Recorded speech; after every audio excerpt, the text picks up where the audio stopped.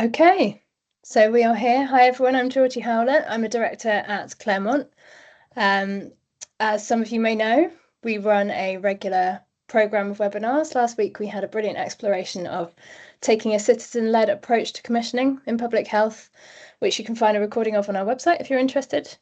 Today, as you're all kind of rolling in and joining, we're going to discuss how to create a society that values care in all its forms and across our lives, and through the lens specifically of narratives and framing. We'll explore the language around care and the impact it has on beliefs, attitudes, decisions, both in our personal lives and in the policy space, and just take a minute to be clear on definitions. When we talk about care today, um, we mean the help and support that people give or receive to help perform the activities of daily living themselves. We're mainly referring to paid and unpaid care for children and adults spanning early years to later life. We're not covering children's social care, which is a whole separate topic within a different, albeit overlapping system. It's also worth acknowledging up front that this is a little bit different from our usual webinars. It's a huge, knotty, complicated systems change. We're not going to solve it in an hour or so or end up with a really practical, pithy set of how-tos. So we're going to spend a bit more time in the conversation space. And in addition to the usual sort of Q&A, we'd really welcome your own insights and reflections. So we'll create space at the end for that. We've brought together leading communicators, activists, systems thinkers, and policy professionals to share learnings and explore opportunities, essentially to lift out of our sector and to kind of think across. But before I introduce our other speakers, can I ask that attendees introduce yourselves to us if you haven't already done so? So just use the chat function, let us know your full name, where you work, and what you're hoping to get out of today. And if our speakers aren't already on with the cameras on, please do, because I'm going to introduce you all now. And finally, please be aware that we are recording today's session, and so the recording will be made available afterwards on our website with a link emailed to all attendees. So let's get into today's webinar and introduce our speakers. When I say your name, please give everyone a wave so they know who you are. First up, we've got Mary Nixon, who is an MS activist who has cared for her husband for almost 33 years. Hi, Mary. Her husband has multiple sclerosis and her two sons have vascular Ehlers-Danlos syndrome, the elder also having Asperger's. Mary was awarded the MS Society's Care of the Year award in 2018 and has appeared on Radio 4's Thought for the Day discussing the role of caring.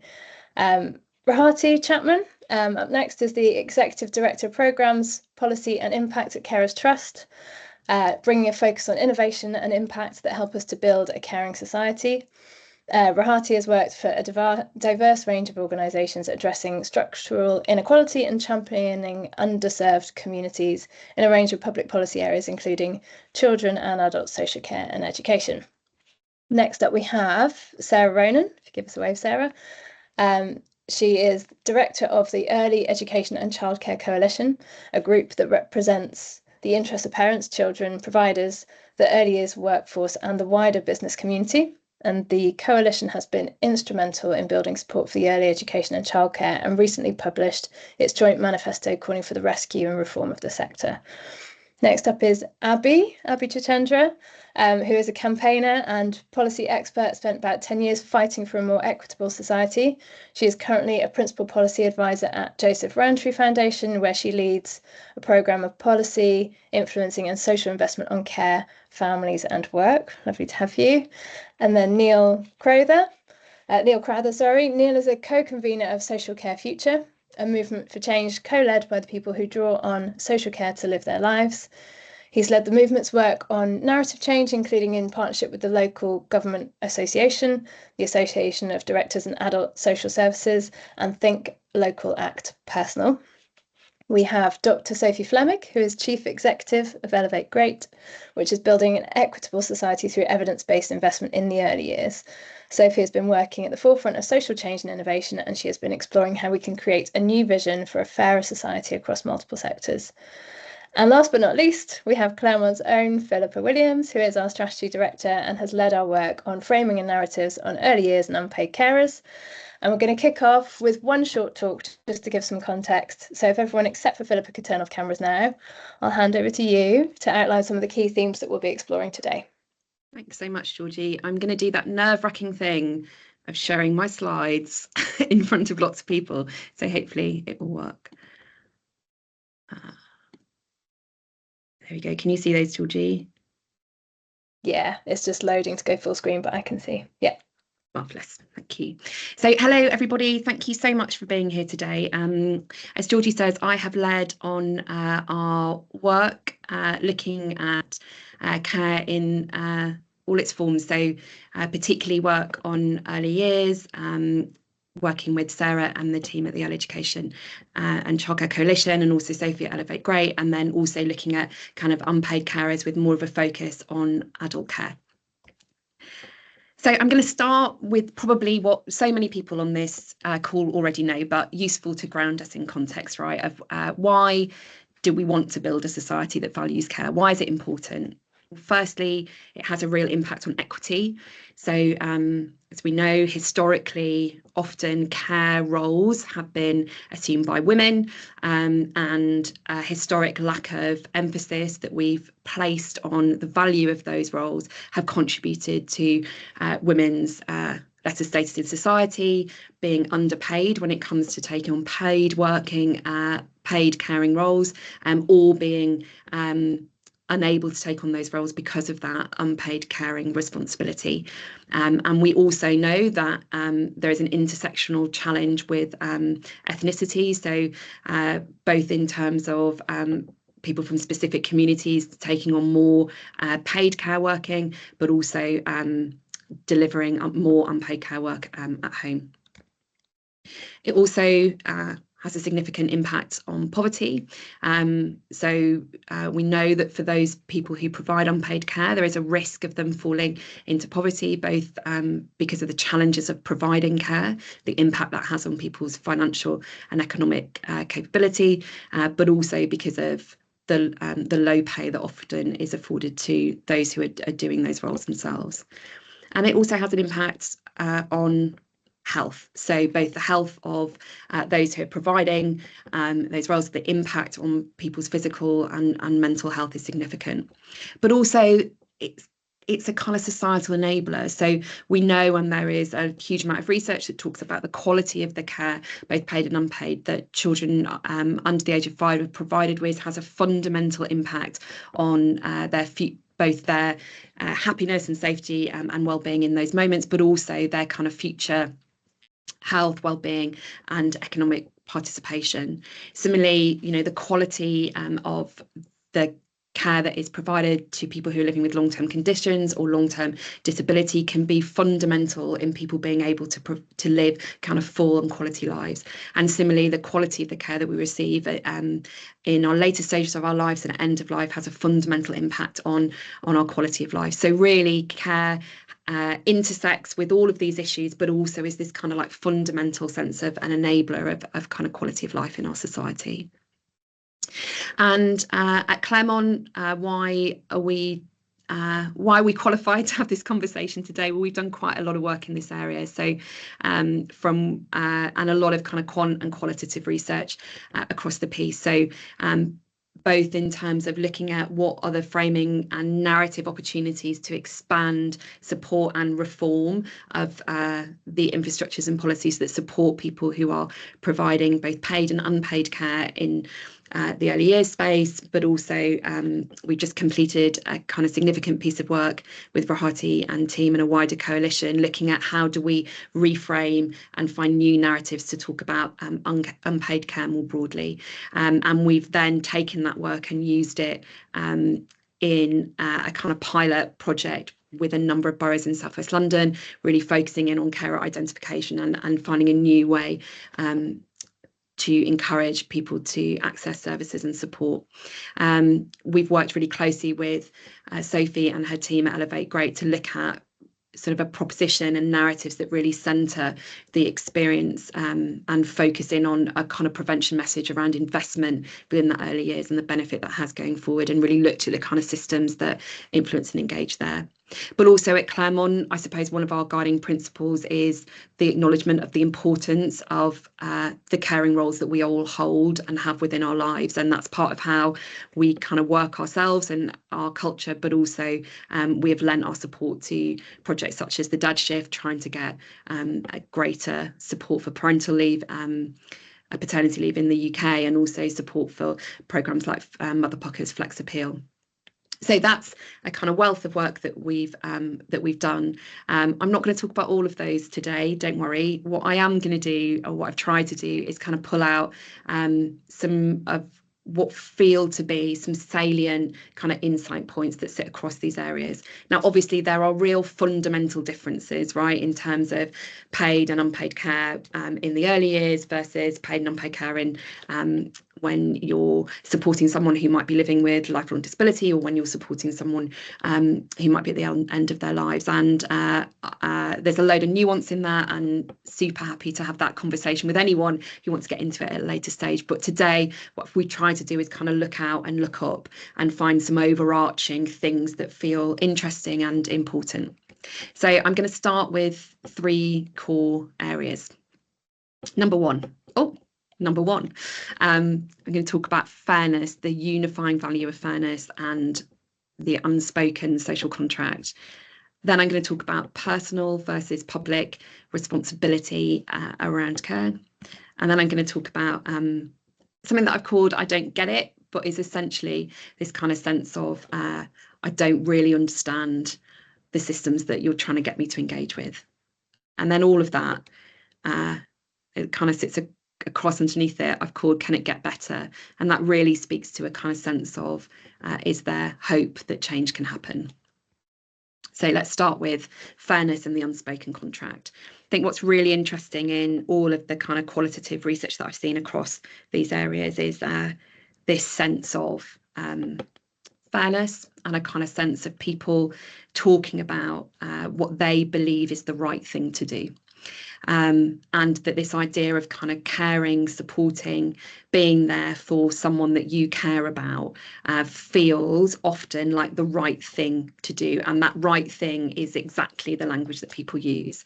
And what also comes up is often the language of fairness. So this kind of sense of, you know, I am going to work, I am trying to look after someone who I care about. I'm trying to be a good parent. I'm trying to look after someone in my life, and I'm struggling, and that's not fair. I'm doing the things that society expects me to do, the government expects me to do, and it's still really hard, and that just doesn't feel fair.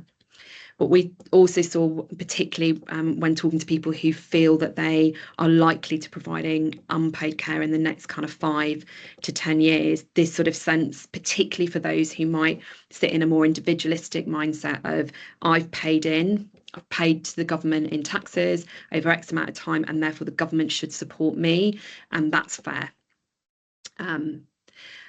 And so this idea of this kind of unspoken contract, very much connected to employment and taxation and what the government should provide you with, but also this kind of sense of morality around doing what's right by those who you're in a relationship with. It's kind of come through time and again. And what's really interesting is also this kind of sense of choice. Now, people want choice in the care that they receive, and they want choice in the care that they might use to support people that they care about, but the lack of choice that people feel in providing that care, or the part of care that they provide themselves, sort of links into this idea that there is a moral responsibility on government to provide support to those individuals. And so the question that all raises when you're thinking about that from a kind of framing and narrative and communications perspective is, how do you build on this kind of unifying value of fairness that we saw across kind of political divides, whilst avoiding perpetuating this idea that there is only value in acts that lead to paying tax, or acts where you are in paid employment. Second insight point is protecting the personal. So I think what's really interesting is in all the work I've seen in this space is this kind of idea of people having quite a clear idea of what the role is of the themselves within the kind of caring relationship. So definitely in the work that we have done with Sarah in early years, there's this kind of like clear idea of what my role is as the parent, and a rejection of kind of narratives that try to undermine that. So narratives that talk about, although people really value early years workers and the support that they provide their children, they really kind of reject the idea that they are replacing them as a parent, or that they are kind of stepping in on some of the tasks that they deem to be really essential to themselves, whether that's the reality or not. And what we've also seen is that kind of people sort of say, and whether this is the reality, but they say and they believe that even if there was kind of really high quality support available to them, they still expect to be providing some level and some unpaid care tasks themselves, and that feels really important to them. And that idea of the state or the kind of private sector assuming all of that role for them is kind of very difficult, very hard to deal with. And so the question that poses for comms and framing is, well, how do you build on that kind of personal sense, the thing that feels very important to people, without perpetuating this inequality of duty, the thing that kind of forces people to have to assume those roles. And the third point is really about confusion with the system. And I think seeing this across the work of, in early years, if I'm paying X and those who are working in the nursery are earning minimum wage, like, where is my money going? The government's telling me I'm getting 30 hours, but how does that really work in practice when it doesn't play out all the time? Like, this kind of confusion with what's going on behind the scenes. And when we were doing work looking again at that kind of proximity question, those people who are expecting to provide support in the next 5 years, we asked and talked about, like, what support might you need, what could make providing care better for you? And they really struggled to think of anything that could make their experience better. A kind of real lack of sort of mental models and shorthands of what support could be provided with. And then this third quote is kind of directly from the work that we've done around working with people, encouraging them to access service. And they really had a sense of, like, they practically want your bra size, and you just think, like, what's the point? Like, what am I actually going to get from this? That idea that the kind of system just feels so complicated, and what really is the point. And so that kind of the question then for framing and narrative when you're trying to build support is, how do we build new mental models to really help people to understand, like, what these systems are, and what change is needed to make them better? And then underneath that is this kind of really I think it comes up time and time and again, is this sense of a kind of lack of belief that a government, and that may be at national and local level, will be able to make change on these big issues. People being acutely aware of the financial challenge of government, and then often that's kind of married with a kind of media narrative or political narrative that talks a lot about crisis, and whether that's perpetuated by the sectors or not. And so how do you build that belief that change is possible? How do you cut through that idea of kind of everything just being kind of too hard and unable to shift? So that's that's quite a lot of challenging and maybe unhelpful insights. So now I'm going to help with here's some principles and ideas that I think can help to shift the dial. Number one is talking about the universal experience of care. Number two is shifting from the private to the personal. And number three is the essential scaffolding of care. And underneath all of that, the need to see it to believe it. So the universality of care, I think, and I suppose really that's the sort of point of this webinar, really, is if we can shift the narrative and the frame of how we see care from being very much focused in these kind of boxes of these individual moments and divorce from one another. And if we can move that narrative from kind of that idea of, like, unpaid care is just seen as, unsung heroes over here in a bucket that are doing a wonderful job, but seem distant and othered from all of us, or parents in a kind of bucket over here who are just kind of coping with the juggle and have to get on with it, to a kind of much more universal conversation that to care and to be cared for is a fundamental part of life. To be in a relationship is to care and to move. And when we do that, we kind of suddenly widen the issue, and we widen the possibility for having that kind of structural support in place to make that care possible. And also, if we can talk about kind of quality of the importance of the quality of care, that it's not just about being there, but it's also about people receiving quality and how that fundamentally connects into quality of life. And I really love this quote from Emily Kenway, which I'm sure lots and lots of people on this call are really familiar with Emily's work. If you're not, I would highly recommend getting into it. But she says, we have to change the working world into one that expects everyone in it will potentially be providing care. That's such a different mental space to be in, to one that is very much about talking about, maternity pay and parental support. The second one is about moving from the private to the personal. So I think obviously historically we've kind of, these conversations and where this is sat has been very much in the private space, and that makes the issue hidden, and it makes it seem like there is no role for community, private, public responsibility. And so I think sometimes then we can kind of pivot in comms like directly to just making it an issue that is entirely kind of private, entirely kind of public sector, and entirely government's responsibility, or entirely in that space. And I think, and when you do that, you kind of lose the thing that people believe connects them into the issue, the thing that they buy into, which is that it feels fundamentally personal and about our lives and about what it is to be human. And so I think the shift is really about not keeping it in a private space, but about keeping it personal, and about leaning into the relationship and the people that are at the heart of that narrative, the people who are providing and experiencing care, and having that as the centre of your kind of communications approach, so that those people are not here to support the system is here to support those people. But coupled with that, and kind of going back to the risk of that, what I've just said about quality of care, the risk of that is you put an enormous burden on the individuals who are providing care, that quality becomes the expectation. And I think that what is really fundamental is that we shift from talking about carers in isolation, parents in isolation, to talking about need support to care well, everyone. And so in our narratives, that we always couple individuals and that kind of caring responsibility with the support needed to make it happen. And we talked a lot about, in our recent project around unpaid care, about this metaphor of scaffolding, this kind of idea of the kind of things that need to hold you up as you're providing care. And that being kind of fundamental, the kind of things that you need from lots of different places to make you able to kind of provide the care that you want to provide. And finally, this kind of seeing to believe it point, going back to that kind of challenge about the lack of mental models, what feels really fundamental is that we are able to paint real pictures of what good can look like. In our work, what we've seen is the more that we're able to kind of show specific things and the impact that has on individuals, the more you suddenly bring hope of change. It helps you to counter that kind of sense of crisis and nothing can be different. And so not to embarrass her, but this is Rohati, you heard from in a minute, kind of talking about and framing some of the a piece of work that's been done by Carers Trust, in really that sense of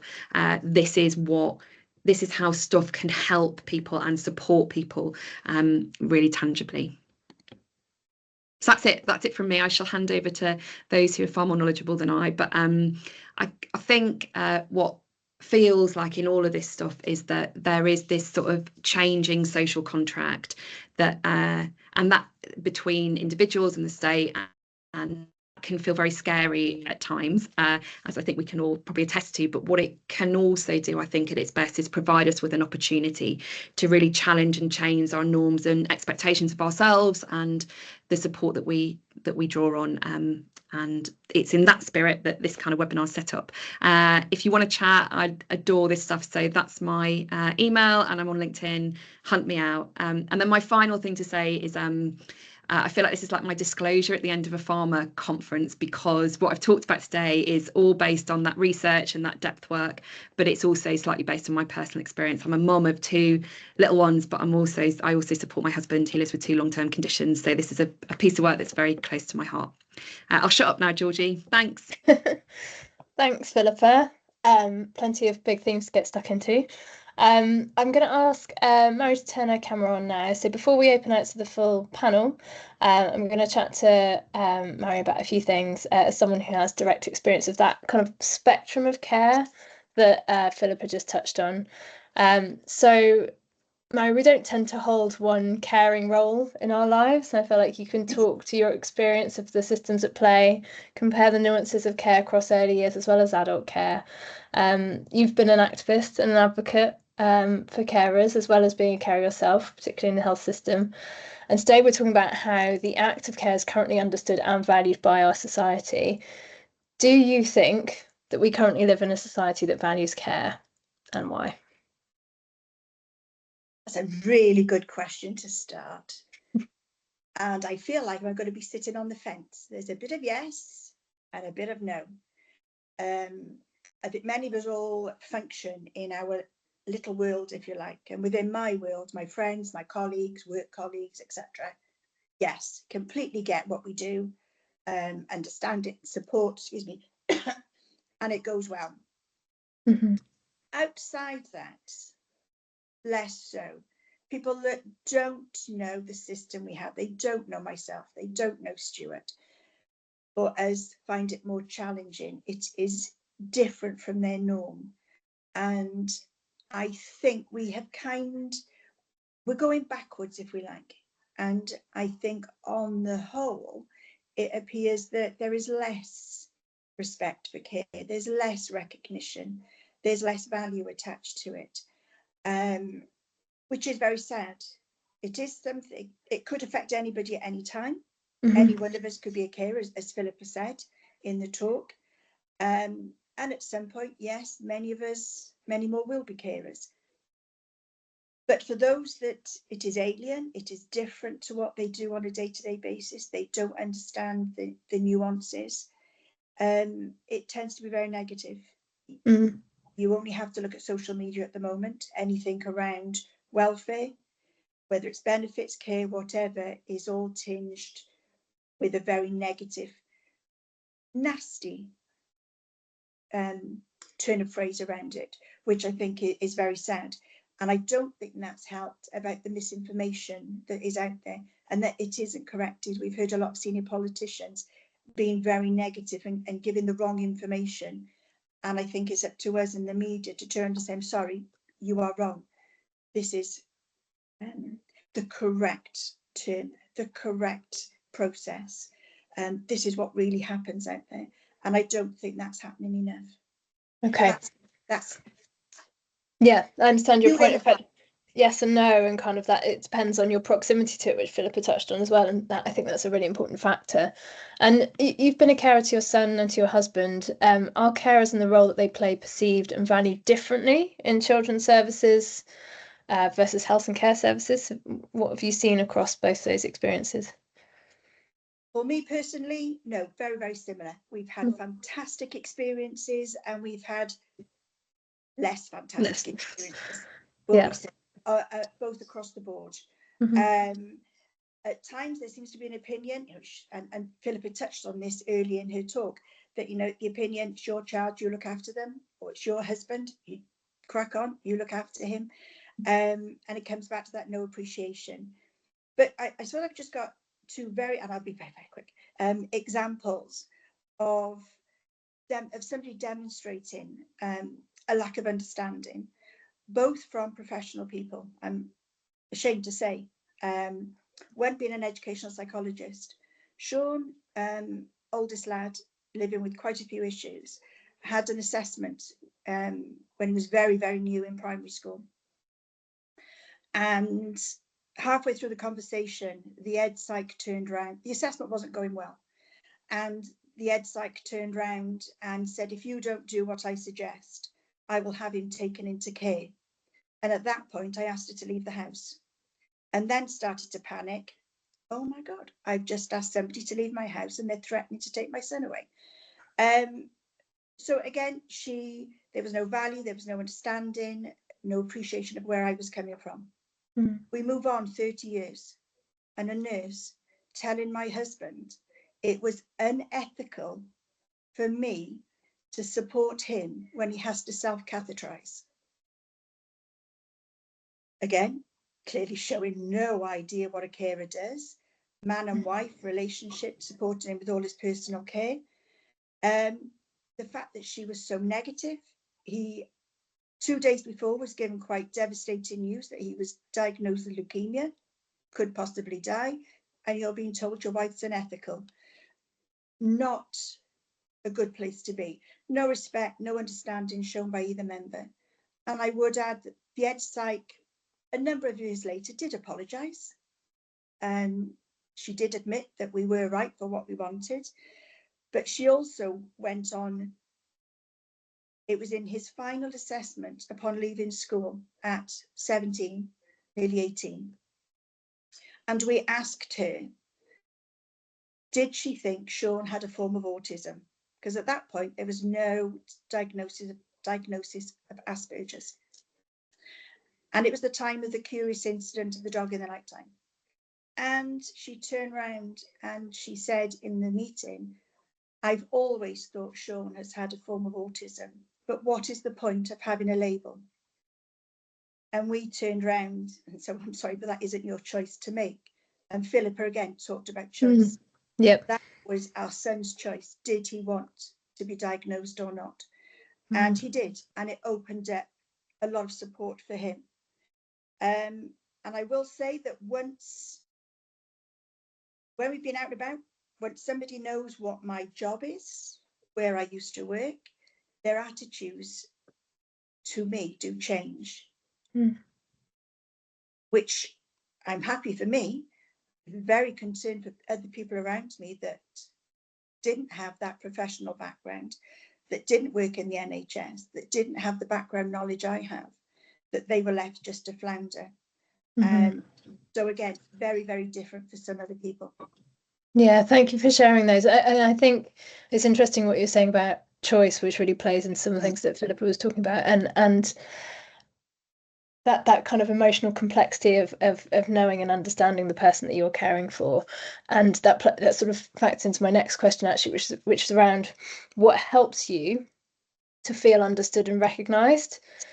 What makes you feel ignored and dismissed? I expect those recent examples that you just gave are kind of examples of the latter. If we were to flip it and say, you know, what helps you to feel understood and recognised, what are the things that contribute towards that?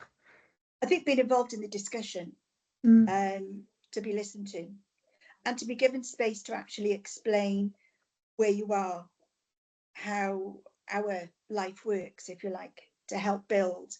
And I know in health, having worked there for many years, people like to start right at the very beginning, and rather than take some of the experiences, some of the opinions we have, some of the information, and build on it.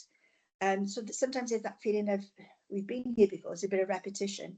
But I think being involved, being treated as an equal partner, is absolutely vital, because I'm then in a better position to support Stuart or Sean going forward. Communication and involvement is vital. Communication. And what extent do you think it's helpful or unhelpful to talk about the experience as carers as distinctive from the experience of the person who's experiencing the care? Where do you sort of think, where do you focus your conversations? I think you've got to link it with both. You can't do one without the other. I don't think. Both are experiencing difficult times, possibly. Their experiences are completely different. They have different needs. They have different needs at different times. And to actually help and move things forward, you need to be aware of that. And both need space to actually share their thoughts and feelings together and separate. Because there's a lot of people might feel, this is a nightmare, I can't carry on, this is hard work, I'm at my wit's end, but aren't happy, aren't comfortable to say that in front of the other person, the cared for. But it's allowing them the space to be able to get it all out in the open, help them put it back together and start again. Because caring is, as already pointed out by Philippa, it's hard work, both psychologically and physically, depending on what type of care you're giving. You know, physically, if you're helping somebody move from A to B, transfers, dress, undress, shower, etc. Psychologically, if you're having, for Sean, to explain an activity to the nth degree, something that might be quite straightforward activity, Sean has to have it broken down step by step. We might be having the same conversation over and over again with, if Stuart's got a bit of cognitive issues attached to his MS, and psychologically that can be very draining. Likewise, my mum had Alzheimer's. Many conversation we've enjoyed over and over and over again. The ending was still the same, but there we are. And again, sometimes it's finding out what those needs are, and you might be able to signpost the carer into where to get extra help. Yeah. Many carers are not taught how to move their cared for from A to B, how to transfer somebody, how to stand somebody, how to position somebody. For me as a physio, it was easy. But I've been in many MS groups with other carers, and I've had to give them a little lesson in how to position someone's arm, an easier way to put somebody's cardigan on, take their cardigan off, for instance, because they're never taught. You know, I had a young kid who was physically lifting his mother out of the bath because they had no help, and he didn't know where to go to get that help. It's that scaffolding that Philippa was talking about, wasn't it? It's both the practical side of that and the emotional and all of the things in between. Completely. But within all that is also, there is going to be an element of risk for the cared for, risk for the carer, but it's coming down to whose risk is it, because health and social care are steadily becoming very, very risk averse. But for us, we still have to get up and carry on every day. You know, we might go to a hospital appointment and they want Stuart to get from his wheelchair onto a plinth without a piece of equipment. So yeah, as a physio, I would do a particular manoeuvre to be able to do that. But then halfway through, the nurse might say, oh, mind your back. I thought, well, if you care about my back, you'd make sure I had a piece of equipment. Now we have to take our returner wherever we go, our piece of equipment that we use. But it's looking at that risk as well, and accepting that we have a level of risk that is not the same as a professional level of risk. And we have to be allowed to make that decision to take it or not. Yeah. Supported. Yeah. Thank you very much, Mary. I think what we'll do now, that's been incredibly insightful to hear a little bit and add a bit of colour to some of the things that Philippa has talked to. I'm going to invite our panellists to turn their cameras back on and join us now for a discussion. As everyone who's listening in will have heard from the intros I gave earlier, we've got a brilliant lineup of panellists to bring their perspectives to this. And as part of navigating how we create a society that values care, we're going to dive into a few areas within that.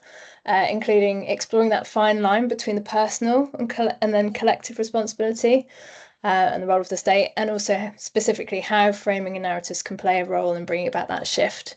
And throughout, we'll look to compare notes between early years and adult care, seeing where we can kind of learn from each other in terms of what's working, but also what the opportunities are. Let's just see if we've got everybody here. Yep. So it's going to start with you, Sophie. Sophie, what would society look like if care was truly valued? What changes would you expect to see in policy, practice and culture? Right. Well, thanks so much for a truly massive question. So I'll get the crystal ball out the best I can. I think I'll start with, you know, we talk about value, and I wonder whether, you know, we fully appreciate what we mean by that, because there's clearly the personal value. It's doing something for me. But when we talk about the system and society, there's also an element of the economic value.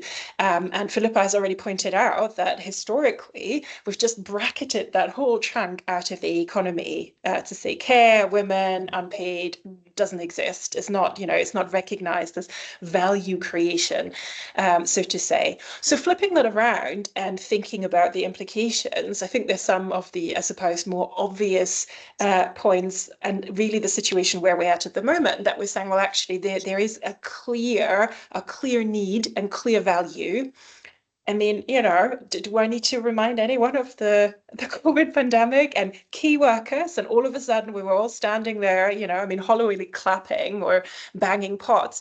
But there is something far more fundamental about remuneration, about, you know, explicitly making care part of not just our societal systems and the adaptation that are required for that in terms of, I suppose, our own definition of what work is and what life looks like, but also economically. globally. And I suppose for me, I'd end on a question: what would it look like? You know, there's some really interesting conversations from, I would say, maybe unexpected places. There's Mark Carney now. You know, somewhat busy in Canada, but had a life in the UK before. There's Minouche Shafik, who's coming back from the US as an advisor to the government. And they've both talked about the value of care in different contexts, but really seeing it as a national infrastructure, social infrastructure, but akin to our roads, our railways, something without the whole country is put to a halt. And if we really did that, I think there's some really interesting parts about how the discourse would change. Probably we need to be all more comfortable with taking different views, human capital, as much as ideological standpoints. But I think it wouldn't just shift the systems, it would also shift how we define ourselves and what our role and a good role in society looks like. Thank you, Sophie. So it was a big question. Thank you for the big answer. That helped us to kind of explore it in from multiple perspectives. And Rohati, from an unpaid carer's perspective, what would be different? What's the current gap? How are we looking at closing that? Sure, thank you for that question. If unpaid carers were valued, we wouldn't be seeing the strong health and socioeconomic inequities attached to informal caregiving. And by that, I mean caregiver burden, mental health strain, greater likelihood of financial insecurity and poverty, and deteriorating physical health. If unpaid carers were valued, carers would be able to better balance life and work alongside caring. So Philippa and Sophie, have already talked about care as a universal experience. So at some point, all of us will care for someone or need care of ourselves. Yet much of the dominant narrative around unpaid carers is unpaid carers being othered as heroes or victims. And the research that Carers Trust and partners have conducted with Claremont is that this has a result of creating an ostrich effect for those not yet caring. And the gap in terms of too many carers feeling invisible and unsupported is huge. You can get lots of different numbers depending where you look, but our research says that only 55% of unpaid carers say they get the help they need. And that support is fragmented, hidden, and often too late. So if care was valued, carers would be recognised for the quality of relationships they sustain, not just their sacrifice. The support would be visible and accessible, and that support in terms of services which Carers Trust network partners provide is respite care, greater employment awareness, financial safety nets by income maximisation support and providing peer support. The system would work for families, not the other way around. And just the last point I want to add is that Carers Trust, we really would like to see a greater adoption of a life course lens when it comes to caring. So whilst we're not wholly there yet, there's growing acknowledgement that early years care is an investment in the future. But supporting carers across the life course is also equally about prevention and prosperity, about sustaining dignity, productivity, and participation at every stage. So that's the perspective from Carers Trust and from the carers that we support and represent. Thanks, Rohati. And Sarah, building on what Sophie and Rohati have spoken about, from your work, what do you think are the systemic barriers that prevent a greater value being placed on the importance of care, culturally, economically, and politically? Yeah, thanks, Georgie, and thanks to Marie as well for setting the stage for this discussion, because it was really rich. Marie, thank you so much for sharing the way you did. So our work focuses on early years, and obviously care is a part of it, but it isn't the only part. We're talking here as well about early childhood development and early education as well. And I think that's part of the kind of shift and the transition we're trying to make as well. I think what we've seen because of the way in which care is devalued and the gendered stereotypes about care, we are seeing more and more that people that are working in early education and working in the sector as early education professionals, they will say to you, stop calling me a childcare worker. I'm not a childcare worker, I'm an early educator. And there's this sort of move to try to align more with the early education system, to try the rest of the education system to sort of create more inherent value in what they do, which I think I can see why people are trying to do that. But I think it speaks to this kind of, you know, acknowledgement that actually we don't value care, and therefore the only way to create any value in the early years is to be more aligned with education instead. I think that's really sad. I think, like, culturally, obviously, we're always up against those gendered stereotypes, which lots of people already outlined. But I think it isn't just about who performs care, it's also about who needs care.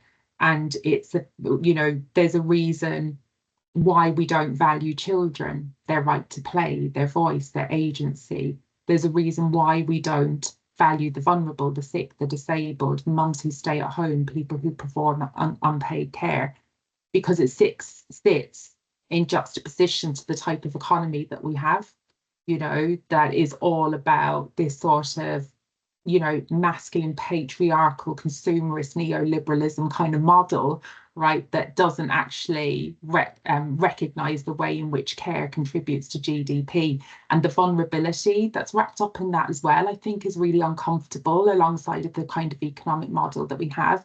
And I think there is a reason as well why a lot of this work around care and care narratives has originated in the new economy space, whether it's the Women's Budget Group, JRF, New Economics Foundation, Oxfam. I can see colleagues from Oxfam on the call as well. You know, it's because that if we're going to value care, we also need to look at the kind of economy and the economic model that we have and the way that care sits within that. And I think obviously economically, the kind of barriers that we're facing at the moment, aside from the economic model that we have, which, like, let's face it, is like a tall task to try to like reset that, right, is the fiscal constraints around spending, particularly when it comes to early years. Uptake of the 30-hour offer is far higher than expected. That's going to, you know, cost an additional 1 billion a year. And in a constrained fiscal environment, governments have to make difficult choices. And they're going to look, the tendency is to look at things like that, like care that can be performed unpaid in the home, whether with children or people that are sick or have long-term conditions, and think, well, actually, we can afford not to invest in that because, and I think that short-termism has really hamstrung us, actually. And I think there's a threat there around kind of the fiscal conditions that we will end up getting stuck in short-termism. And finally, sorry, and I know I've gone over a little bit, but politically, I think we cannot underestimate the threat of populism and the far right when we're talking about care as well, because what we've seen historically is that the role of, we've seen it, even look at the comments that we've seen today around autism, right? Like that have come from Trump, and this kind of real, you know, targeting and scapegoating of people that need care. We've seen it with the role of mothers and gendered stereotypes again about the role of women and the trad wife stuff and all of that. And I think when you have conditions that are around, you know, constrained fiscal environment, meeting with the ideological kind of debates around care, that's a really dangerous position to be in. So I think that we all need to kind of think carefully when we're talking about care in the current environment, look ahead and look at kind of like the kind of environment that we're trying to achieve that change in. Thanks, Sarah. Yeah, some pretty significant systemic barriers to overcome. And Neil, from a social care perspective, which of those barriers feel familiar and where are they different? Well, I mean, I certainly think that the issue about the kind of, and this is what makes it challenging, the broader economic context that we live in, the design of our economy, the things we value are all hugely relevant. I think as a movement, our starting place has been slightly different to this debate. Our starting place has been very firmly the experience of those of us who have a direct reason to draw on care and support. And I guess Sarah was beginning to talk about that there in terms of children or people with autism and so on.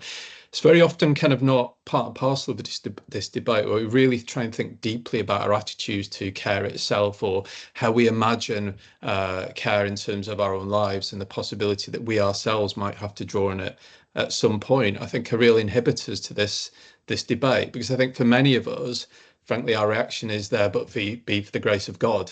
It's not something we want to imagine. It's something we try and put to the back of our minds. We don't engage with. I'm referring very specifically to adult social care here, not childcare. And I think that is a clear distinction between these two debates.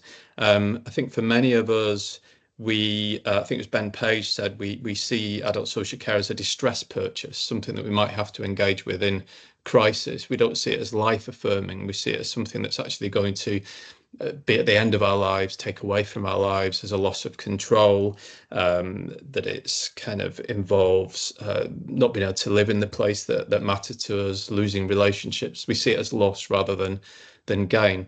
And so all of our work has been trying to actually find a way through that, to try and actually put forward a more life-affirming narrative that actually this is around, and it links to Rohati's point, the kind of scaffolding that allows us to live a good life. It allows us to stay living in the place that we call home, with the people and things that we love and that matter to us.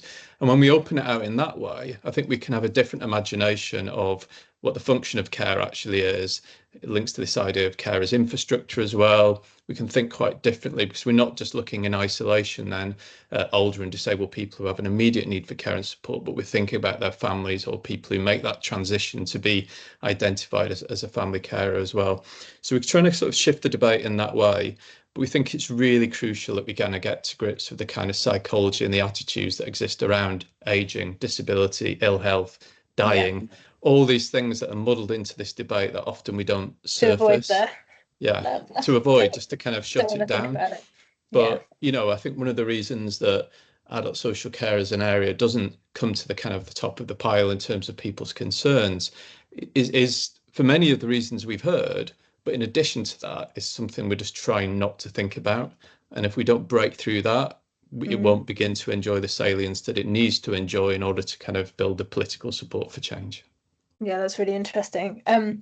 Abby, you work across the spectrum. How does this play out in a political and a policy debate?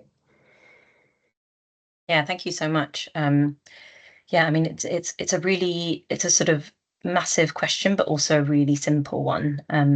So there are some pretty significant sort of political barriers to getting sort of real change, and naturally some sort of economic ones. So as we've talked about already, and other panelists have sort of discussed, and Marie as well, the sort of valuation of care is often something that we talk about, people who care and care workers as well as heroes, and yet when it actually comes to sort of policy change, we are still waiting in adult social care and for unpaid carers a sort of transformational settlement.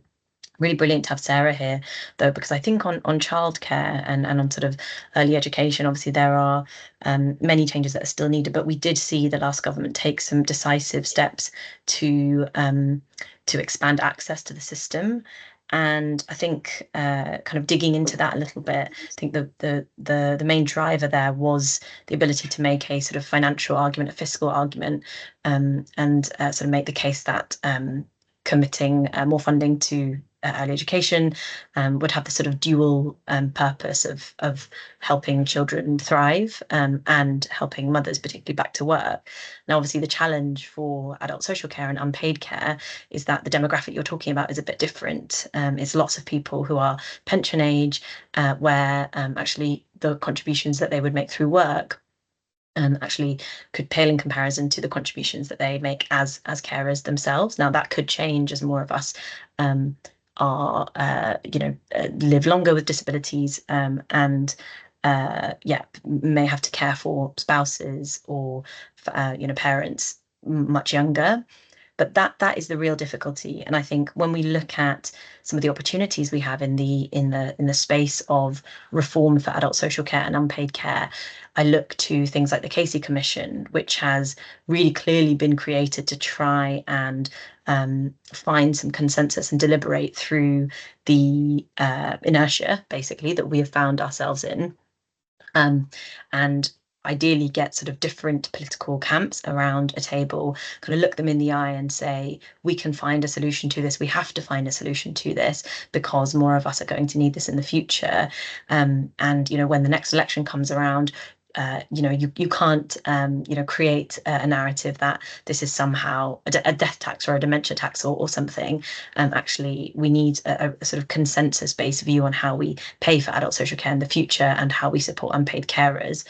I think the challenges are significant, but I think some of the work that Claremont has done around sort of talking about the problem in a different way, I think is really helpful. I think one thing it's important to do is, and I think Neil and others have done a really good job of this, is not talk about the system as a crisis. And I've seen this in crisis, and I've seen this in real time. So I put out a report last Friday with IPPR where I specifically stripped out, I thought, every mention of crisis and breaking point from, well, I think maybe we had breaking point, but definitely crisis out of the press release. And naturally, when the papers write it up, they major on the fact that it's a crisis. And I can see why, because we desperately want to make the issue a burning platform. We desperately want to make people care about this thing that we all care about. But the thing I also got in media interviews was, oh, it's just so big, it's too complex. How are we ever going to solve this? And then you say, well, the Netherlands, Germany, Japan, Slovenia, Italy, Australia, I mean, the number goes on and on. It's similar with childcare. All of these other countries have looked at the same problems we're looking at and have tried to find solutions. They've experimented and they have some things that we can learn from. So it's not impossible. So I think that we really are in this state of inertia, and I think talking about the system in a different way will really help us break out of it. Thanks, Abby. I think it's such a good point. I think it's something that we're going to come on to explore a little bit more detail is in terms of like sometimes those negative, like how that negative language actually can be problematic and how to move beyond that. Philippa talked in her slides about the fine line between sort of personal and collective responsibility and how we sort of navigate that. I'm going to jump to you, Neil, in terms of the voice of those who have reasons to draw on care and support. And by speaking about caregiving, are we creating unhelpful divides? And what happens when we look at shaping mindsets through that lens instead, and kind of thinking about the divides that we're creating? Yeah, I think it's. Yeah, I think there's a challenge. It's a challenge of kind of acknowledging the reality that many millions of us are involved in supporting people we care about in our lives, and the acknowledgement that needs to be there, and the complexity of that as we're discussing today. At the same time, very often the debate sets up the idea that there are carers and cared for, and that doesn't reflect the complexity of people's lives in many cases either. It allows no space for any notion of reciprocity, that actually people are in relationships where people support each other in different ways over time. I think about my own private life situation, supporting my mum and dad as they age, as they supported me when I was kind of younger. But even on an ongoing basis, that support isn't one way. I still continue to get emotional support and kind of value for my parents, even if I'm offering them practical support. I think that gets lost. Mm-hmm. And I think Social Care Future has been very much influenced by movements within the disability rights movement around self-directed support and independent living, where, for example, rather than somebody just being given a service and provided with a service, somebody's actually taken the money and the resource, designed that for themselves, and is very much involved in exercising that agency and control over their own lives and co-producing the support that they're drawing on. So I think, and Hilary Cotham's talked about this as well, I think there are real benefits in breaking down these ideas that there are people on one side of the equation, on the other side of the equation, and having something that's much more about the idea of a collective enterprise. I think that's one part. The other is we just keep centering the idea that care is the issue of concern, that care is the end of this. And actually, in our view, it's not well-being is. What we're actually trying to do in society is produce as much well-being as possible, if you like. We're trying to uphold people's rights and produce as much well-being. And in that sense, care becomes not a kind of a destination, it becomes a vehicle, it becomes a means to those ends. An enabler, yeah, which there was the term in the beginning about a social enabler, but it's generally not discussed in that way, as well as what Abby was saying about the kind of constant refrain of crisis and a broken system. Social care is overwhelmingly represented as looking after vulnerable people who can't look after themselves. And that's a deeply unhelpful kind of place to start in our view. We talk about the language of support, people drawing on support to live the lives that they want to lead. Which is a whole kind of different way of organising that. So yeah, I think it'd be helpful to kind of get past some of these ideas. And I should say, and I don't know what Marie thinks about this, I think about my mum being re-identified as an unpaid carer. I don't remember ever making that choice or ever actually kind of actively moving into that space. It was a process of osmosis that was kind of visited upon her because increasingly she had to engage with a system that demanded that she identified in that way. And then she ceased to be my dad's wife or my, she just, her identity got lost in all of that. And I think that's a really kind of critical part of this debate that we need to engage with too, particularly at a time where it looks like lots of people are not necessarily recognizing that they are involved in unpaid caregiving. The last census seemed to see the overall kind of numbers go down. And I think that may be much more to do with people sort of thinking, well, that's not my identity, that's not who I think I am. I certainly am involved in these kind of tasks and doing these kinds of things, but it's not who I am. It's not kind of how I want to be regarded. So yeah. Thank you. Mary, do you want to respond to that? Yes. I completely agree. Personally, I hate the term carer, loathe it, because that isn't me, as you said.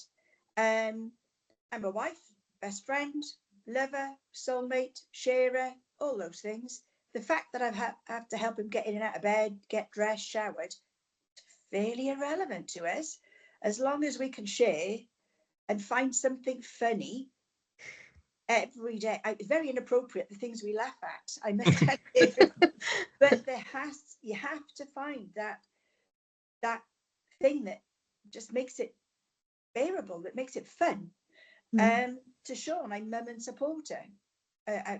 He doesn't want to take at 38, his mum along to a meeting at a job centre. But I'm an advocate, an admin assistant, a PA, a physio, a nurse.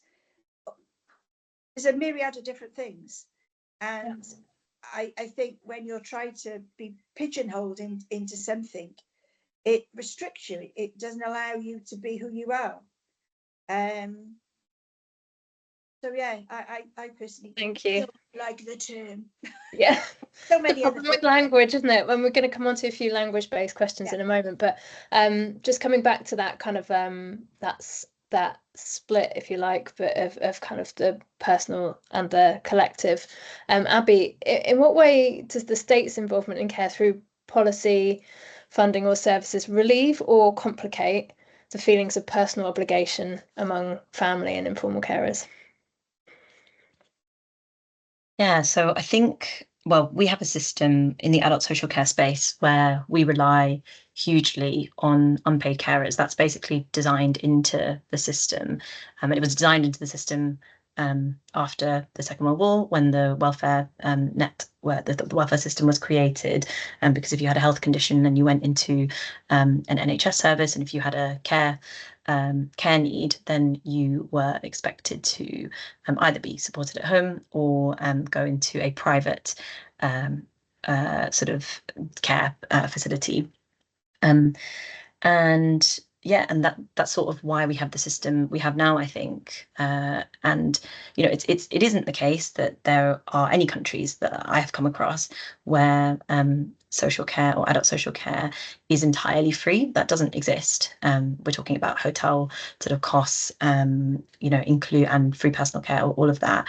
Obviously in Scotland we have free personal care, but there isn't a comparable country that has free care. But what we do have in many other countries and most other countries that we would want to emulate is a system where there is much more subsidized care and free care for some people who need it, and that is that's sort of the big difference and the big change as to who cares in this country. That would mean fewer of us would find ourselves making really difficult decisions about working or caring, fewer of us having to look around in family or peer networks if someone in our family needs care, and be able to rely more on the state. Currently that's basically impossible if you if you don't meet the sort of means test that exists. And I think it would be a sort of psychological shift as well, and a shift in the social contract, if we could expect more from the government in terms of social care. I think it would have an impact on sort of individuals because lots of people already think care is free. They think it's part of the national health service. because they think they've paid in through their lives. I think that's while that isn't the policy reality, I think that's a fair view, because that's what happens with the health service. Why can't we have that with care as well? So I think there's the sort of trust issue there, that if people pay in, they expect to get out. But equally, if we look at sort of the kind of funding of local councils and local authorities, more and more of the kind of burden of sort of paying for care falls on local authorities, and lots of local authorities now spend more than 50% of their budgets on providing care services. That's both social care, children's social care, and adult social care. And that means less money for buses, libraries, community centres, all of those things that we believe the government should provide, and all of which have declined, which has made a massive impact on how much we trust government and how much we believe the government is there for us. So that there are these kind of secondary impacts as well, that if we took the sort of burden of caring, I know that's not the best word to use, I know, but for many people it is a burden. If we took the sort of responsibility for caring from individuals more to the state, I think, and then funded that properly, I think you would see a step change in both how people see their relationship to the state and kind of the actual practical working of kind of local government as well. Yeah, thanks, Abby. I'm going to take us through into more explicitly into the framing and narrative stuff, which we've kind of started to cover a little bit already. Sarah, how do you make the economic case for reform to the Treasury or to voters who are swayed by support for childcare to help people back to work? And how do you do that without perpetuating a narrative that something is only valuable if it generates economic value? Yeah, it's really tricky with childcare, because obviously that's what drove, as Abby said, the expansion of the 30-hour offer was to get mums into work. And I think this does sort of link to the issue of personal and collective responsibility as well, because it's tempting to think that actually, there's a collective benefit to getting more people back into work, and that should really appeal to people. But increasingly what we see across all demographics actually is just that people are, we've heard it before, and if you've read the below the line comments of certain newspapers, you'll be very familiar with it, that it's not my job to pay for your kids, basically, is often what the response is. I think that and increasingly, the biggest drag on living standards for young families is the cost of childcare. Even with the 30-hour offer, it just doesn't feel like the cost is coming down quick enough. So it is very difficult to navigate that kind of economic argument. But I think it's really important that if we're going to see the long-term investment and levels of investment that we need to lead with values and not spreadsheets. And make it child-centred, because Philippa alluded to it earlier, touched on it, the principle of fairness. We see that as a consistent theme in all of our work that we do with the public, whether they have children or not. Again, this year in our annual pulse check report, which you can find on our website if you want to hear more about this stuff, with More in Common, we did focus groups in Burnley, Doncaster, East London as well. And it was consistently across those groups and voter demographics, it was the theme of fairness that people could get behind. They wanted every child to have the best start in life, to have a fair start. They felt that the playing field needed to be level, and so they could get behind investing in early education and childcare as a means of making that happen. But then when you started to dig into it, well, okay, if we're saying that all children should have access to early education, is what you're saying then that you're okay with all parents getting free childcare even if they don't work? And people would always be, oh no, hang on a second, that's not what I'm saying, and then when you dig into it a little bit more, where people are actually okay with giving the perception of giving parents something for free, it's not free, we're paying for it through our taxes, is if parents were maybe going into education or training or finding other ways to better their lives. And the argument disintegrated when we started talking about what parents need, but talk about what's right for children and giving them a good start in life. And that's really what will build that support. And I think that it's a difficult shift sometimes for people to make, because you think, well, what about the gender equality element of it? And what about, we need to show the return on investment. The fact that we've linked childcare to how much a parent earns is part of the problem. And it's why we're stuck with this model that doesn't work and doesn't meet needs of people. So I think that is the most important thing. Talk about fairness, talk about the foundations for every child, and talk about it. Something Philippa uncovered in the work that you guys did for us in 2023 was this idea of a two-way street and making that explicit. So even if you are talking about what you're giving parents, that you're giving parents access to that childcare, and in return, you know, they're meeting their personal responsibility of looking after their child by working. And so then you're pivoting from something being a handout to being a fair deal. So whatever way into it, fairness sort of underpins it, I think. Thanks, Sarah. Some interesting parallels of what you were saying there about like what you put at the centre of the conversation to what you were saying, Neil, about well-being versus care, and like kind of what's in the middle of it all. Rohati, similar question for you. Do you see examples of where we undermine the argument of the importance of caring when we're actually trying to elevate it? Yeah, see that quite a lot. We're all on, I'm sorry, I'm going to say the word journey around how we use new frames to talk about unpaid caring. In November, we'll be doing a public webinar around the reframing carer narratives that Carers Trust, Health Foundation, Oxfam GB and Claremont conducted early this year. But in terms of kind of a handful of kind of, you know, what works, I think, again, this is around emphasising universality over exceptionality, that at some point we are all going to care or be cared for, and can we stop painting carers as heroes or victims? It makes universality, I can't speak today, feel it doesn't put that at the centre. Marie, you've already really nicely spoken for the importance of relationships over labels. So talking about caring for a partner, parent or friend rather than unpaid carers feels more human and connects emotionally. In a policy context, we know that the label unpaid carer does have sense because we are often at Carers Trust and other partners, we are looking to integrate unpaid carers into all sorts of additional support, such as the Emerging Crisis Resilience Fund. But I think, you know, pairing challenges with solutions, that's really important. Don't just describe the hardship. Often, you know, there's real tension in, you know, organisations who really need to paint a picture of something to appeal to funders, to individual giving. Absolutely paint the picture, show the jeopardy, but swiftly follow it up with what good support looks like. So this is the post that that Philippa profiled, which I did as part of Carers Trust's Carers Money Matters programmes, which is very much looking at the support that carers had locally around income maximisation and around respite, around support at work, being able to have confidence to ask for flexible working, and having access to advice services. This replaces fatalism with hope.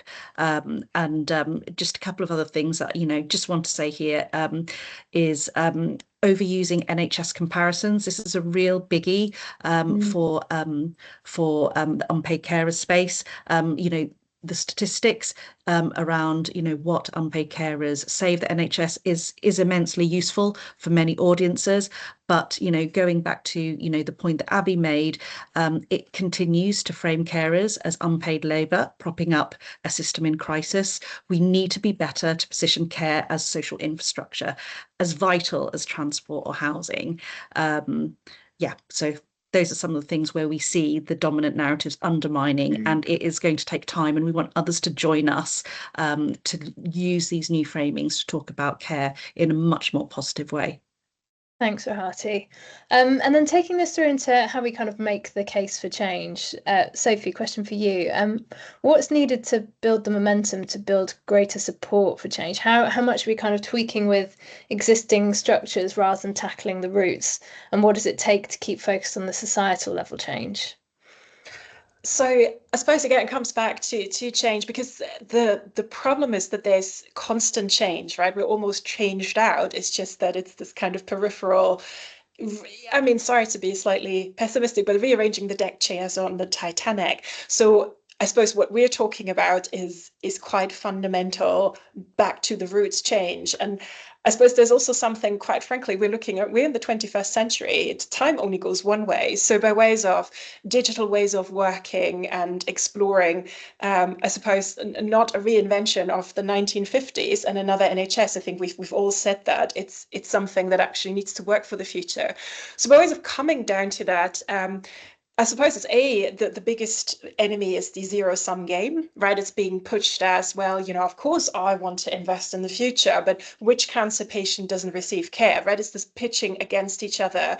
And some of it is done to people, but I think in a way, because of the structures that are set up, we're doing it to ourselves as well, right? Are we sort of competing? Are we forced to compete, discuss? So, well, I don't, there's no easy answer, clearly, otherwise we'd be doing it. But when it comes down to changing the narrative, I would say, to keep the themes from the conversation, being very clear about the value, and maybe also not being squeamish about adding pound coins to it, right? This is about exchange value. It's about what we value if we don't account for it. It's not to reduce to, but make sure that we capture what in the language of the Treasury would be externalities, and make them part of the core menu. So therefore, this is not a cost. Actually, you're creating the cost. There's something about long-termism, reform of, you could go further than that. You could say we need a reform of the voting system, etc. But what I do hold on to is a concrete example. And I think when you think about dementia care in the Netherlands, where the question wasn't how do we build a service and so on and so forth, how do we build the town, right? So how does the actual infrastructure that we all live in work for all of us? And you can use that for children, you can use that for adults. Let's stop thinking about these boxes that we've created and think about more generally how we lead our lives. And that's the system that we want to move into. So holistic, working together, but also making sure that we do talk about the value, the actual value in pound coins and human lives that we're making. Thank you, Sophie. Neil, when building a movement for change, what are your perspectives on the tensions and challenges between shorter term and longer term competing priorities, and how does the former not overtake the latter? It's really tough, and I think Abby and others have alluded to this sort of demand for a kind of narrative of crisis and urgency, and it's very hard in that kind of context to do the work of shifting mindsets, which feels necessary to kind of unblock and move the debate along. I think it's about balance. I think Rohati just talked about that before. How do you get that kind of balance between the sense that that there is something really kind of crucial here that we need to pay attention to and focus on, but also we have solutions, because much of the evidence that we've collated does show quite widespread fatalism, despondency about the potential to kind of address this, to sort of move on. And it has been largely absent from the discussion, this kind of sense that actually, if we did this, our lives could be better. We have something to kind of look forward to here. I think that for me is the kind of the overall opportunity, though. I think we're at least a quarter of a century in now to and as Abby's recent report documented, there's repeated failed attempts to put a funding model on the agenda for adult social care, and it never quite get over the hurdle. It never actually have the politics. And actually the Treasury very often are the key block to that. They're the key reason policy never actually materialises. And I think our conclusion really was that so long as this is a debate that starts with funding, that's where we're going to kind of stay. If we just keep making it purely about funding and money, we have to address that. But really, the beginning point has to be a question not just of funding, but kind of who are we? Where do we want to be as a society? What's the kind of life-affirming vision that we're working towards? That might sound a bit woolly, but I know the Nuffield Foundation did research around reform of social care funding in Japan and Germany and other countries, Australia. In each of those cases, it was actually having a kind of positive life-affirming vision that unlocked the debate. And then the economic questions had to clearly be addressed. And then the case was made that this was a worthwhile investment with return. I think if you do that without the vision, actually the Treasury will just never buy it. They will never believe it, because the climate in which the debate is happening is one that doesn't attach that value to it either. So I think we have to change the politics of the discussion and the broader debate and its relevance to us as a society, as well as doing the work around the kind of economics behind that. Yep. Philippa, you got your... Really agree with that. And just to say, from a really practical point of view, I think in you know, in the work that we've done with Sarah and the work that we've done with Rohati and with Sophie, that there is something very practical about you've got to be able to articulate the change that you're trying to engender when you're working with systems that feel super complicated. Like if you can't give people something to like mentally hold on to, then where they fall back to is kind of what they know, which is I think where you end up with, I can't remember who said it, might have been be that kind of idea of like the NHS, this transactional nature of the NHS, which is the thing that we kind of all fall back on. And then you realise that these are not transactional systems, right? Social care isn't that. Early education care isn't that. Like it's, you know, you pay in, they pay in, it's means tested, it's all of those things. So there's that vision point that's important from your kind of strategy perspective, but also if you're ever going to be successful in developing effective frames and narratives, you've got to get to a point where you can kind of say, well, this is what we think good could be, right? It has to be so it has a practical and a strategy point. If that makes sense. Thanks, Philippa. And a couple of quick fire questions, because I want to make sure we come to some of the questions from people who are listening in. So this sort of change takes multiple people involved. You know, it's always lots of moving parts and different organisations sort of needing to kind of come together. Sarah, when you're working with such a vast coalition like the one that you lead at EECC, what's your advice for keeping focused on creating long-term change and keeping that sort of all together? So if we're doing something that feels very short term, so for example around funding, we are always thinking about how it's linking to the long term aim, and we're contextualizing it when we're talking about it. So when you talk about funding in early years, it's easy to kind of get wrapped up in the here and now, the 30-hour, but we say if we don't stabilize this, we're never going to get to here. So we're always linking that rescue of the here and now to the reform, the long lasting reform that we want to achieve. Thank you. Right, let's go to some of the questions now. I know there've probably been quite a few, and we don't have a huge amount of time because there's so much to cover. But there's just a couple that we have surfaced. So I'm going to go to you, Sophie, with a question from Ruth Hannon. I think Sarah's been the only person who acknowledged the disconnect between our economic model and care. We achieve this with health. Plenty of us draw on the NHS way more than we'd ever pay in, but we don't resent this of each other. So question, how do we move to a place that sees care as foundational to all our lives and public services as enablers of those of us who have a relationship to care as opposed to a cost to wider society?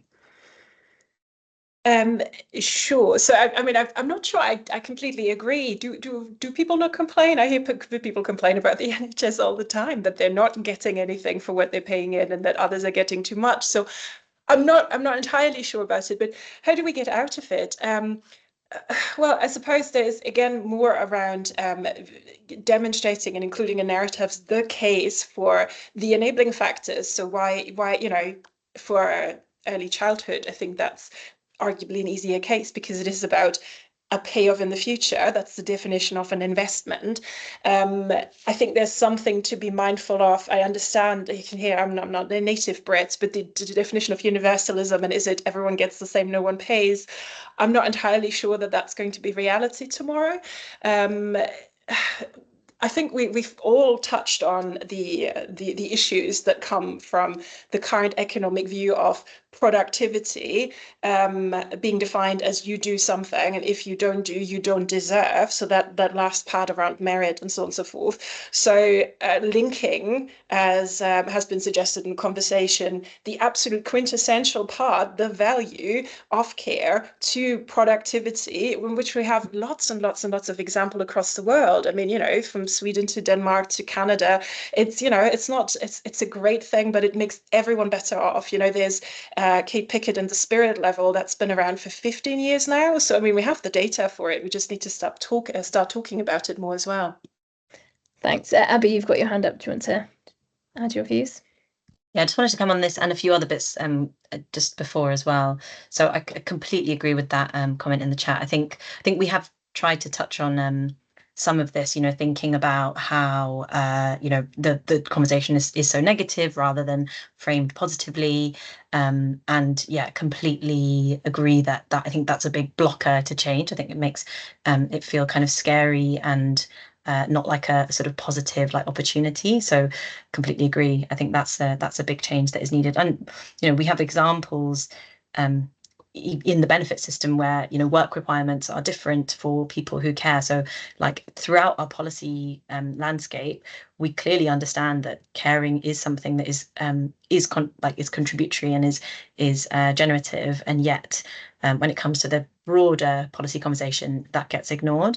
The only other thing I'd say is just in response to, I can't remember which was the other panelist who said this, but I think one of the things that does prevent change from happening is a sort of too broad a sense of what that change needs to be. I think Sarah's done some really brilliant work in the kind of early education and childcare space, really focusing minds in the sector to a narrow set of asks. And I think that is really important. I think if we can build a collective sense of what the future care system needs to look like and the role of unpaid carers within that, I think it's much easier for government to then actually take that forward rather than have to mediate themselves between a number of different views. I know that's so easy to say, but so difficult to do. I think that does need some pragmatism. It does require a sense of the possible and the art of the possible, rather than, a sort of very long wish list of what we want the system to be. Because the longer the wish list, the easier it is for government to say, oh, that's too difficult to do, we'll leave it for another year or another decade, which is effectively what government has done. Rohati, you've got your hand up as well, and then I'm aware of time, and so I've got perhaps one wrap-up question for everyone else. Yeah. Very, very quickly, but Ruth Hannon's important point around the disconnect between our economic model and care. I would love to know more from colleagues around the table or wider colleagues around the room around some of the beyond GDP statistics and mechanisms that I would love us as a collective to be talking more about. We know that Canada and New Zealand have got satellite accounts and wellbeing counts. We know that there's an ONS wellbeing dashboard. What happens to it? That's just a question I'd love us to kind of like answer and come back to, because that's a secret. Well, it might not be, but I'd love to know. Thanks, Rohati. Right, I'm very, very mindful of time, so I've got a final question to all panelists, because we talked about a lot of very big stuff in here. We were never going to solve it in the time that we had, but it's just interesting to kind of, like I said, compare notes across sort of spaces. In your view, what are the practical takeaways when trying to shift the narrative on care? We're looking for sort of a pithy summary, but what if you were kind of to leave people with one kind of thought or practical takeaway as they go off to the rest of their day job today? Mary, I'll start with you. I know we chatted about something yesterday that I thought was particularly on point, so you go ahead. Hugely important communication. Have to communicate clearly and well. Has to be about equal participation. Clear processes. People find it hard to find care, look for care, what's available. We need to make the map to the care, to the processes clear. And if the map looks like spaghetti junction, we're not gaining anything. It has to be step by step, nice and clear. And the misinformation out there has to be corrected timely, not left to linger on and share negative thoughts. And think outside the box. For me, and this is very, very personal to me, looking at waiting lists, for instance, knee replacements. As a physio, I spent most of my working life on my knees. My knees are shot. If I could move up the waiting list quicker to enable me to get back and do my caring role quicker, faster, better, lovely. Think outside the box. It's linking in with that scaffolding that Philippa talked about. Yeah. And I, very, very quickly, one quote from Robert Redford, who recently died. Hope does not need to be merely a passive wish.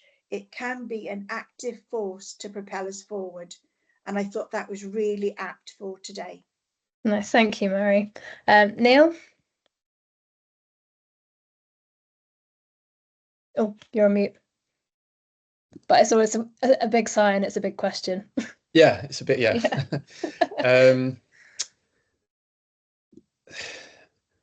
I do think that the kind of the shift in the narrative, the shift in the debate is kind of fundamental. I think very often it's really about the question that we begin with. What is it we actually think we're trying to address here?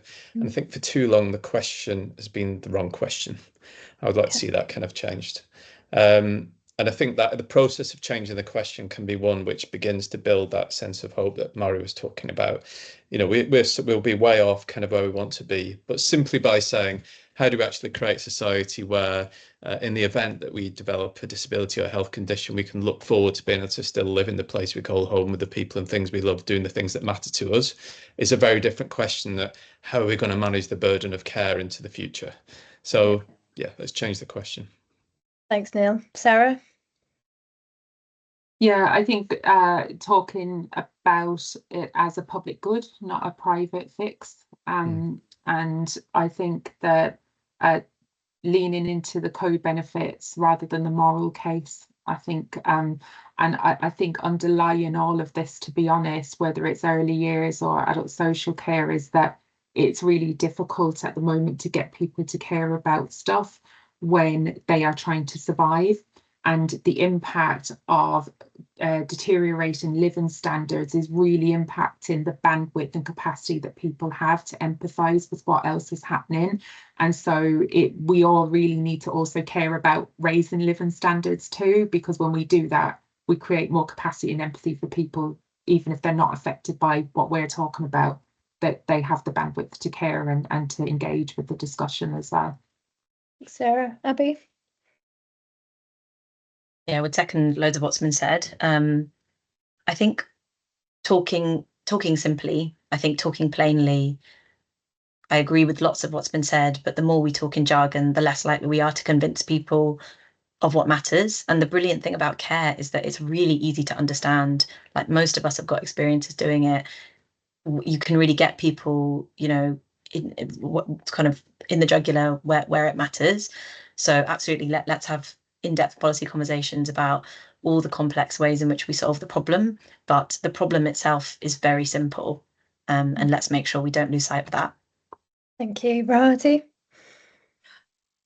Very tactical one. I think collectively we all have to persevere. Narratives appear over time, they become entrenched. So we're not going to make sweeping changes immediately.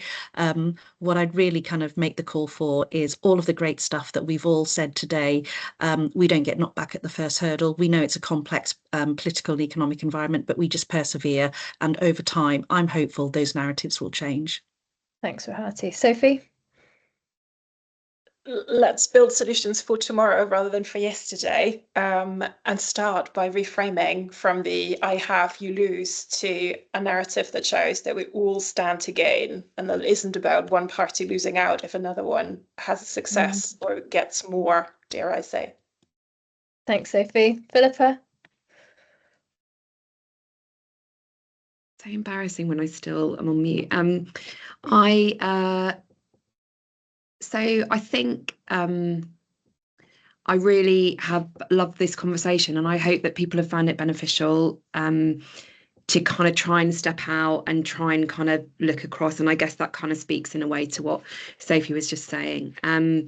I really agree, and I'm acutely aware of those challenges around people's mental bandwidth and capacity to be able to engage in kind of these issues. I think if there's kind of one thing that from all this kind of work that has really struck me is that point I kind of talked about earlier, that kind of personal, the things that we value as being really important to us, and that we kind of keep them centre, and we don't lose them in an attempt to kind of to do something that we think is going to work from a kind of policy context from a government side, that we kind of keep rooted in the things that are human and that kind of connect us, because that's what binds us, and that's what's fundamentally important. Thank you very much. I'm aware we've gone into borrowed time. It was always going to be ambitious to cover what we wanted to cover today, but we're out of time, so need to wrap things up. Apologies if we haven't had a chance to get to your questions. We'll be reviewing any of those and coming back to potential questions individually if appropriate. And thank you very much to our panellists for your contributions today. Thank you to everyone for listening in.